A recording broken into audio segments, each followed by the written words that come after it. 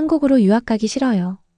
영국과는 비교도 안 되는 주입식 공부만 하는 후진 교육 시스템에서 공부하기 싫어요. 엄마 혼자 가세요. 갑자기 상상도 못했던 엄마의 한국으로의 유학 말에 딸이 흥분하며 반대하는데요. 도대체 무슨 일이 있는 걸까요?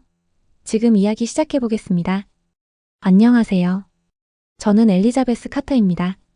영국 런던 중심가의 한 명문대에서 교육학을 연구하고 강의하는 교수이며 한 아이의 어머니이기도 합니다.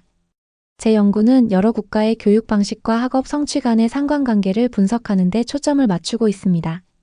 특히 최근 한국 학생들이 영국 명문대에서도 우수한 성적을 거둔다는 점이 연구 주제로 부상하면서 저 스스로도 한국 교육의 매력에 대해 깊이 고민하게 되었습니다. 그러던 중 내 가족의 이야기가 한국행의 결정적인 계기가 되었습니다. 클로이는 16세의 소녀로 원래는 영국식 자유로운 교육 환경 속에서 유튜브, 게임, 음악 감상에 빠진 전형적인 Z세대였습니다. 공부 좀 해볼래? 라는 내 권유에 엄마 제발. 강요하지 마세요 라는 반항적인 대답을 늘 내놓았던 아이였습니다. 우리 가족은 런던 외곽의 조용한 주택가에 살고 있었습니다. 남편은 IT 기업의 소프트웨어 엔지니어로 원격 근무를 하며 바쁘게 지내고 나는 연구와 강의를 병행하다 보니 클로이와 보내는 시간은 많지 않았습니다. 그럼에도 나는 최소한 클로이가 스스로 목표를 세워 도전하는 사람이 되길 바랐지만 그녀는 그러한 의욕조차 보이지 않았습니다. 그러던 어느 날 클로이의 방에서 익숙하지 않은 선율이 흘러나오기 시작했습니다. 뭐 듣고 있어? 라고 물었더니 그녀는 눈을 반짝이며 K-팝이에요. BTS, 블랙핑크, 뉴진스, 세븐틴 등 너무 좋아요. 라고 대답했습니다. 사실 나는 그때까지 한국 음악에 대해 깊이 알지 못했지만 클로이의 열정은 이미 마음 깊숙이 전해졌습니다. 그녀의 플레이리스트는 한국 가수들로 가득 차 있었고 단순한 취미를 넘어서 K-팝 퍼포먼스와 감동적인 가사에 매료되어 독학으로 한국어 공부까지 시작하게 되었습니다. 하지만 공부 얘기가 나오면 클로이는 전혀 다른 사람이 되어버렸습니다. 엄마, 공부는 그냥 평범하게 하면 되는 거예요. 꼭 명문대에 가야 한다고요? 라며 내 기대에 정면으로 반항했고 그 결과 우리 사이에는 잦은 말다툼이 생겼습니다. 그러던 중 나는 한국의 교육 환경과 주입식 교육이 영국의 토론 중심 교육과 어떤 차이를 보이는지 연구하는 프로젝트에 참여하게 되었습니다. 이 프로젝트는 한국 정부와 협력하는 연구로 1년간 한국에 머물며 직접 데이터를 수집하는 기회였고 그때 문득 클로이를 한국으로 데려가 보는 것이 어떨까 하는 생각이 들었습니다. 한국에서 공부해보면 어떨까?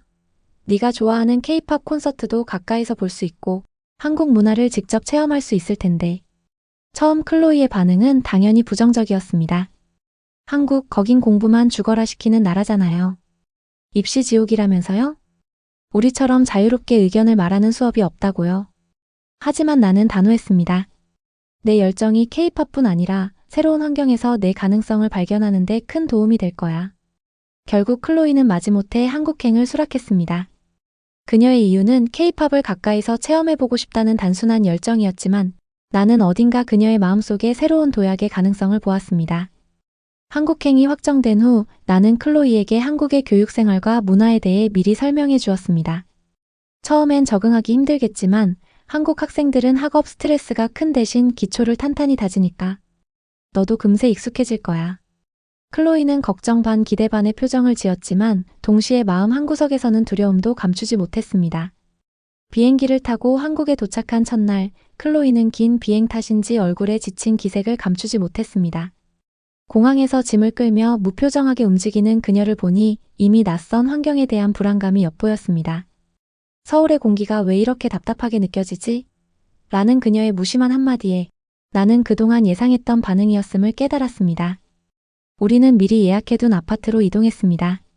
한국의 도심 아파트는 런던의 넓은 주택과는 또 다른 매력이 있었고 고층 건물들이 빽빽하게 들어선 거리와 밤에도 빛나는 서울의 모습은 이국적이면서도 신비로웠습니다. 여긴 왜 이렇게 밤에도 사람이 많지? 라는 클로이의 한마디에 나는 앞으로 그녀가 맞닥뜨릴 새로운 경험들을 예감했습니다. 다음 날 나는 클로이와 함께 한국의 한 국제학교를 방문했습니다.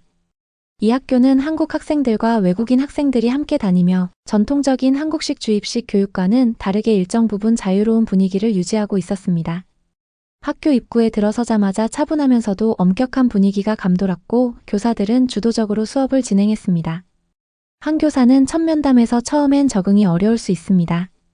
한국 학교는 과제가 많고 공부에 대한 압박이 큰 편입니다. 그러나 시간이 지나면 그 체계에 익숙해질 것입니다. 라고 설명했습니다.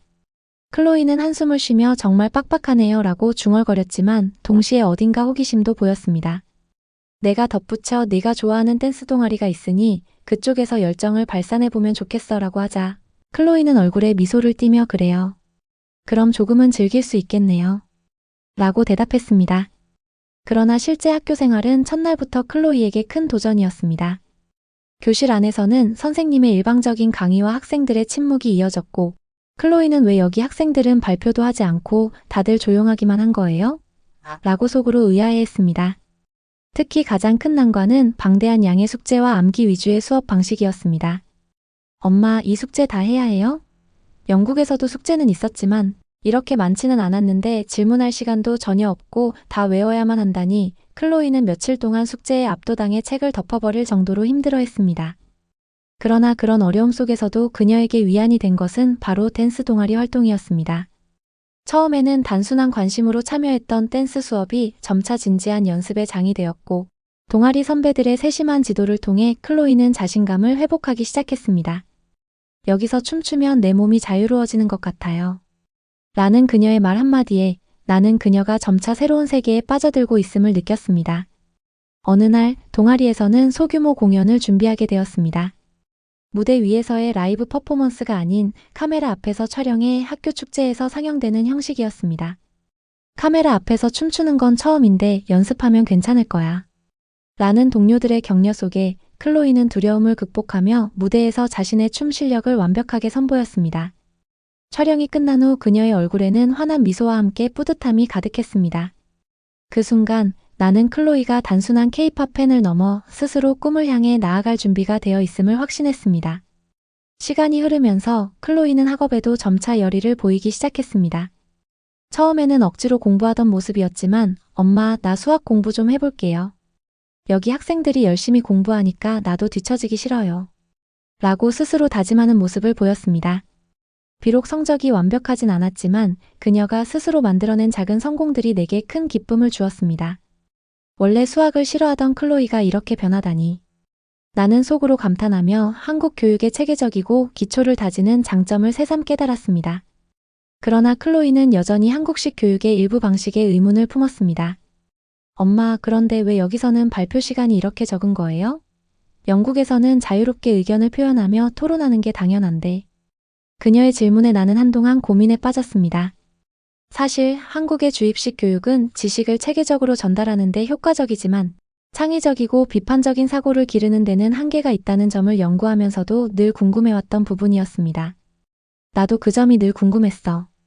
기본 개념은 탄탄해지지만 개성 있는 표현을 하는 데는 제약이 있지. 라고 나는 솔직하게 답했습니다. 그러던 중 학교에서는 특별한 팀 프로젝트 수업이 열렸습니다. 주제는 미래 사회에서 가장 중요한 기술이었고 학생들은 팀을 이루어 조사 후 발표를 준비해야 했습니다.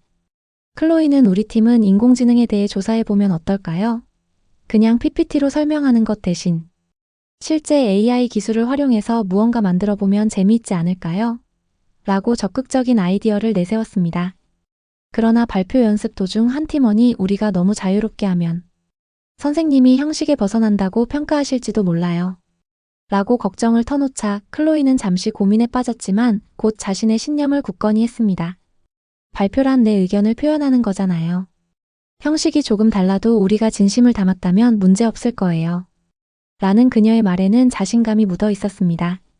발표 당일 다른 팀들은 전형적인 형식에 맞춰 PPT 슬라이드를 사용해 발표를 진행했습니다. 반면 클로이의 팀은 AI 챗봇을 활용한 혁신적인 방식을 시도했습니다. 발표 도중 AI가 팀원 대신 질문에 답하는 장면은 동료 학생들에게 큰 놀라움을 주었으나 평가를 맡은 선생님의 표정은 다소 냉정했습니다. 참신한 시도였으나 발표 형식에서 크게 벗어나면 평가가 어려워집니다. 다음에는 기본 틀을 준수하는 방식도 고려해주세요. 라는 선생님의 말에 클로이는 아쉬움과 함께 자신의 시도를 재고하게 되었습니다. 집으로 돌아오는 길 나는 조용히 물었습니다. 오늘 발표는 어땠어? 네가 한 방식이 마음에 걸리진 않았어? 그러자 클로이는 솔직히 말해서 내가 하고 싶은 대로 발표해서 재미있었어요. 다만 앞으로는 한국식 기본 틀 안에서 내 창의력을 발휘할 방법을 고민해봐야 할 것 같아요. 라고 답했습니다. 그 후 클로이는 단순히 영국식 교육과 한국식 교육 중 어느 하나를 선택하는 것이 아니라 두 체계의 장점을 적절히 조합하는 방법에 대해 스스로 고민하기 시작했습니다. 1년이 지나면서 클로이는 한국의 수업 방식에도 익숙해졌고 친구들도 많이 사귀게 되었습니다. 특히 그녀가 가장 좋아하는 댄스 동아리에서는 중요한 역할을 맡으며 무대 센터로 발탁되기도 했습니다. 오늘 연습 중 선생님이 나에게 무대 센터를 맡아보겠냐고 하셨어요. 라며 동료들의 칭찬 속에 클로이의 눈빛은 한층 밝아졌습니다. 나는 그 모습을 보며 그녀가 점차 자신감을 되찾고 있다는 사실에 감동했습니다. 하지만 시간이 흐르면서 한 가지 큰 고민이 자리 잡았습니다. 클로이는 어느 날 집으로 돌아오며 조심스레 물었습니다.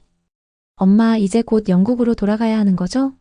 그런데 솔직히 저는 여기서 너무 즐겁고 앞으로도 한국에서 계속 공부하고 싶어요. 그 말에 나는 한동안 말을 잇지 못했습니다.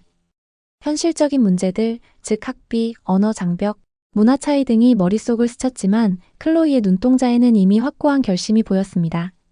나는 깊은 고민 끝에 네가 진심이라면 우리도 모든 지원을 아끼지 않을게. 한국에서 내 길을 찾는 데 필요한 모든 것을 도와주겠다. 라고 약속했습니다. 그 후 우리 가족은 한국에서의 마지막 시간을 의미 있게 보내기 위해 서울 외곽의 여러 도시로 여행을 떠났습니다. 첫 번째 목적지는 부산이었습니다. 해운대의 탁 트인 바다와 넓은 해변, 그리고 부산만의 독특한 음식 문화는 클로이에게 새로운 감동을 주었습니다. 와, 바다가 이렇게 크고 아름답다니. 서울의 밀집된 고층 건물들과는 완전히 다른 분위기예요. 라는 클로이의 감탄 속에 나는 한국의 다양한 매력을 다시 한번 깨달았습니다. 우리는 유명한 돼지국밥집에 들러 따끈한 국물을 맛보았고, 클로이는 이 맛은 영국에서는 절대 느낄 수 없는 진짜 맛이야. 라고 감탄했습니다. 다음으로 우리는 전주로 향했습니다. 전주의 한옥마을은 마치 조선시대의 한 장면을 연상케 했습니다.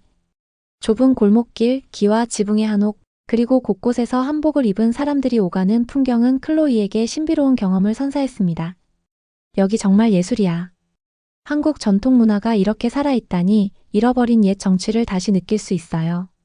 라며 감탄하는 모습을 보며 나는 한국의 문화적 깊이에 매료되었습니다. 마지막으로 방문한 곳은 제주도였습니다. 제주도의 푸른 바다와 한적한 돌담길, 넓은 초원은 도시 생활에서 벗어난 여유로움을 선사했습니다. 우도에서 바닷가를 거닐며 클로이는 깊게 숨을 들이마셨습니다.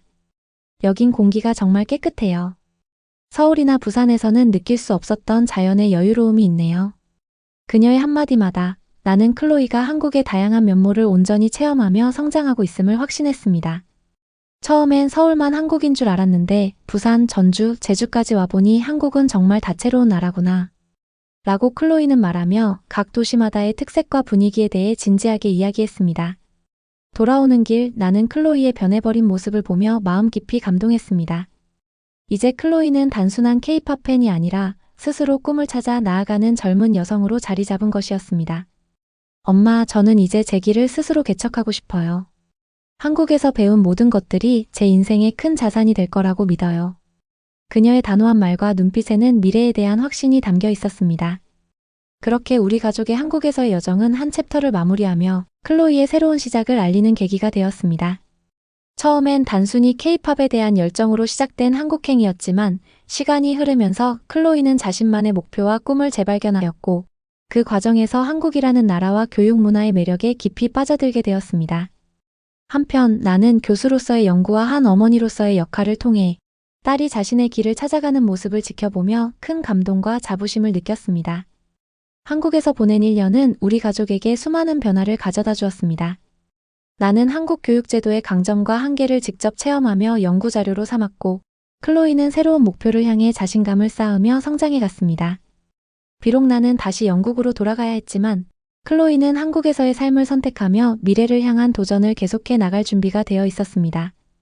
이제 나는 런던의 차가운 바람을 맞으며 클로이의 선택에 대해 깊이 생각해 봅니다.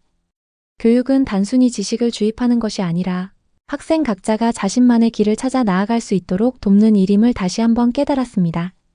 한국의 주입식 교육은 기초를 탄탄히 다지게 해주지만 동시에 창의적 사고와 자기 표현의 기회를 제한하는 단점도 있음을 경험했습니다. 그러나 클로이는 두 교육 방식의 장점을 스스로 조합하며 앞으로 어떤 전공을 선택하고 어떤 분야에서 활약할지 진지하게 고민하고 있습니다. 내가 한국에서 배우고 느낀 모든 것이 내 미래의 밑거름이 될 거예요. 라는 그녀의 말처럼 클로이는 학문적 성취는 물론 문화와 예술, 그리고 자신만의 개성을 함께 성장시키고 있습니다. 오늘 사연은 여기까지입니다.